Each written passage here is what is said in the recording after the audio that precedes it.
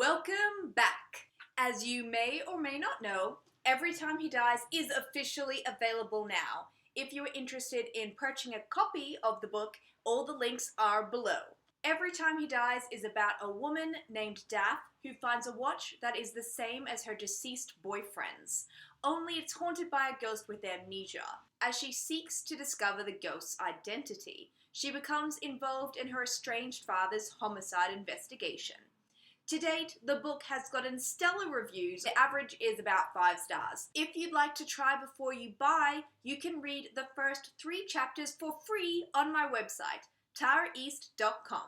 You may be wondering, what does it feel like to finally have my book out there in the world? And it feels really light. It's the same kind of lightness that follows the completion of any major task, whether that's finishing an undergraduate degree, a certification of some kind, detailing your car.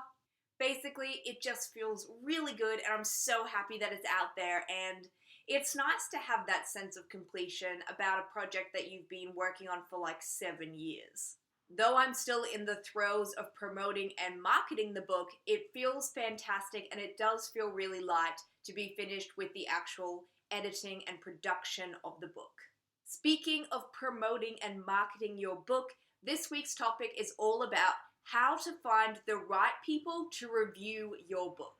To put this into context, I was taking my dog for her usual afternoon walk, and I was listening to one of my favorite podcasts, The Creative Pen.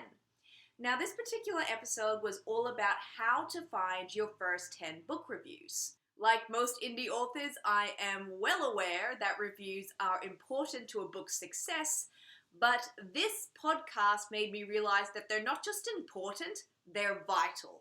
The truth is, up until this point, I had been really burying my head in the sand about finding book reviewers for a variety of reasons, but the top 3 were because 1, it sounded hard, 2, it sounded really time consuming, and number 3, I was in the process of editing and formatting my novel, so looking for book reviewers seemed kind of premature. Boy, howdy was I wrong. As it turns out, points 1 and 2 are very true, and point 3 is sitting over in the corner with climate change deniers. Like, this shit is real and we gotta do something about it, people. Here's the thing. Because finding book reviewers is both hard and time-consuming, you need to start early. After listening to that podcast episode, I made finding book reviewers a top priority in my pre-launch plan. Yeah, I made a pre-launch plan. Yeah, you probably should too. So in this week's video, I'm going to be breaking down all the things I wish I'd known a year ago. So how do you find book reviewers? In the beginning, I had no idea how to go about finding reviewers, but my early research encouraged me to reach out to book bloggers, YouTube reviewers, and bookstagrammers. That's people who review books on their Instagram account. I started out with Googling phrases like Australian book bloggers, crime fiction reviewers, and best bookstagrammers. And I was really delighted to see that many people had already curated websites that listed the top 10 or most relevant reviewers in my genre. Now buckle up, kids, because this is where it gets time consuming. Now it's your job to check out every website and the accounts of all of these reviewers who appeal to you. Reviewers who read your genre, who live in your country, who are highly active or have a large following. Just on that note, make sure that the reviewers you are looking at are actually highly active. Many people may have started a book reviewer or book blogging website a year ago, and maybe they haven't posted anything in like 6 months. So don't waste your time emailing people who don't have active websites or active accounts. It's super important that you familiarize yourself with the content on that book reviewer's website and that you read some of their latest reviews. Speaking of reading, make sure that you read their review policy page. Before you reach out to a book reviewer, you must read their review policy page. Every website and YouTube channel will have one. In terms of Instagram, you may just have to get a feel for the reviewer's book taste from their former posts, or you might have to see if there is a link to a website by looking at their bio. I'm going to say this again. You must read the review policy page. Why? Well, it'll stop you from looking like an ass. Pitching your romance novel to a crime reviewer is going to make you look stupid, and the reviewer will know that you're unfamiliar with their website or account and that you were too lazy to do your research before contacting them. It's also important that you read the review policy page to check if the reviewer is actually open to requests. A reviewer may have an active website, but that doesn't necessarily mean that they're open to requests. Emailing a reviewer who is not open to requests is a waste of time. Plus, they'll know that you didn't read their review policy page and your email will promptly be deleted. So when you're emailing reviewers, it's super important that you be both polite and professional. You gotta remember, book reviewers are publishing these reviews for free.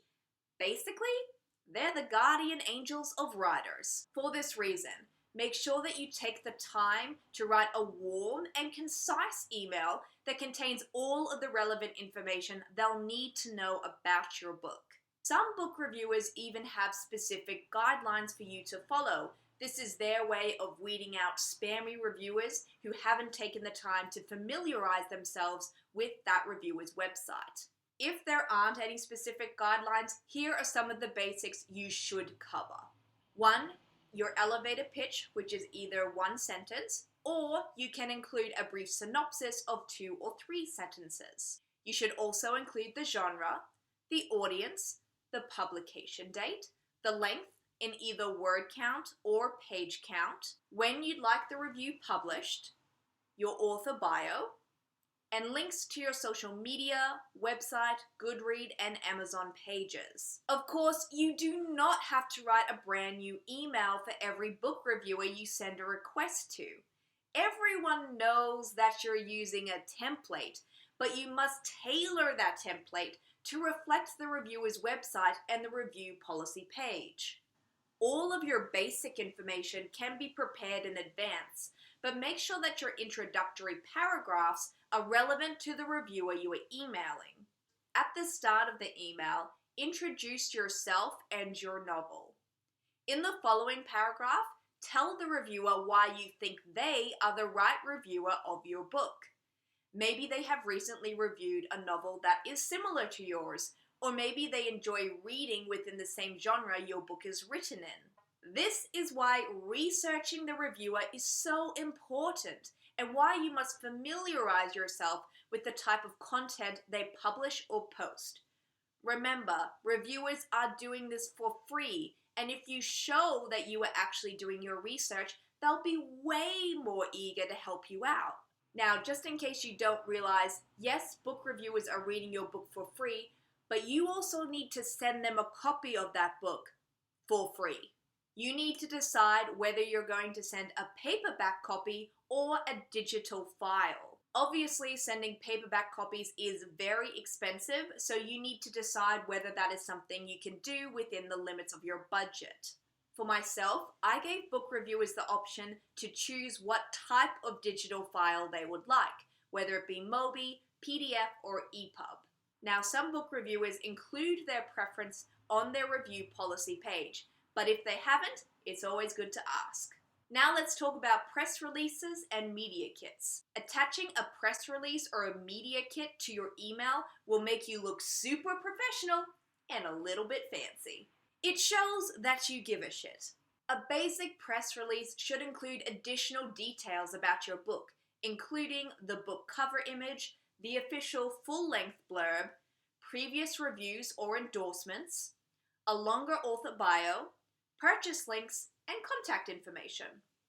A press release adds a level of professionalism to your request, and the reviewer will appreciate the chance to have a look at the cover image and to read a longer blurb. Now, a vital step you cannot skip is tracking your progress. Trust me, guys, you're gonna want to keep track of every reviewer you contact because you're gonna be sending a lot of emails. I recommend creating a spreadsheet that includes name, email, website, the platform or websites the reviewer will post their review on, the preferred format, and whether they have accepted or rejected your request. Keeping track of the reviewers you have contacted will help you avoid re-emailing a reviewer who has already said no, emailing a reviewer you've already queried but haven't heard back from. It will also help you avoid trying to locate an old email because you need to double check some small detail. Now let's talk about success rate. Once you start emailing reviewers, it's super important that you keep things in perspective.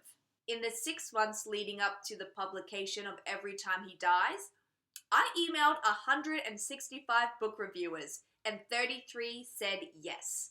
That's a 1 in 5 ratio. Now, I'm actually pretty happy with that number, but it took me 6 months to find and email 165 relevant reviewers.